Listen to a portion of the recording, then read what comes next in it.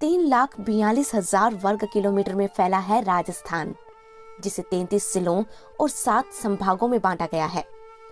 मेवाड़, मारवाड़, ढूंढाड़, हाड़ौती, शेखावाटी, मेवात और बांगड़। सांस्कृतिक तौर पर राजस्थान इन 7 क्षेत्रों में बटा है। हर एक इलाके की अपनी बोली, अपने रिवाज और अपने तौर तरीके हैं। आज हम आपको राजस्थान के एक ऐसे रिवाज के बारे में बताने जा रहे हैं जो शायद आपको और कहीं नहीं मिलेगी। इस रिवाज को कहते हैं अमल की मनोहार।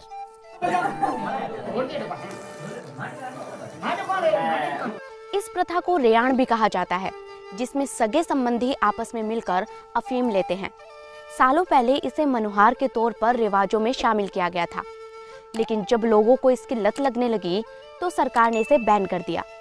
अब ये रिवाज राजस्थान के कुछ हिस्सों और किताबों में ही सिमट कर रह गई है।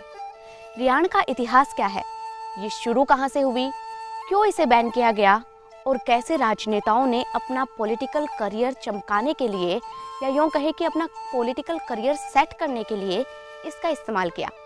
आज हम ये सब कुछ जानेंगे इस रिपोर्ट में, जिसका मकसद सिर्फ और सिर्फ आपको जानकारी देना है। सबसे पहले ये जानते हैं कि रेयाण आखिर शुरू कैसे हुई।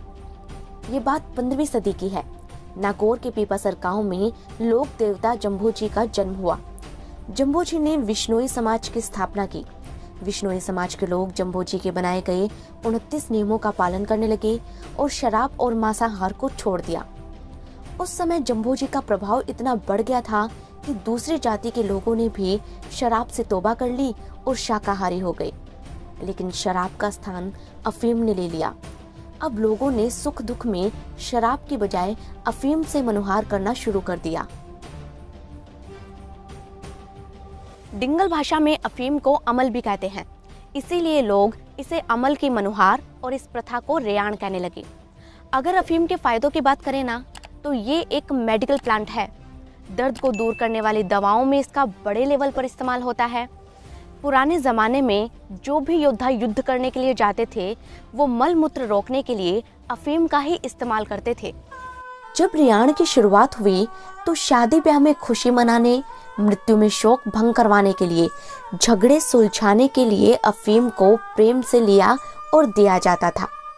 एक बार जो अफीम पी ली, मतलब सब बैर खत्म। रेयाण का तरीका भी बड़ा शानदार होता था। सुबह ढिंडोरा पीट कर न्योता दिया जाता है, जिसके बाद गांव के लोग एक जगह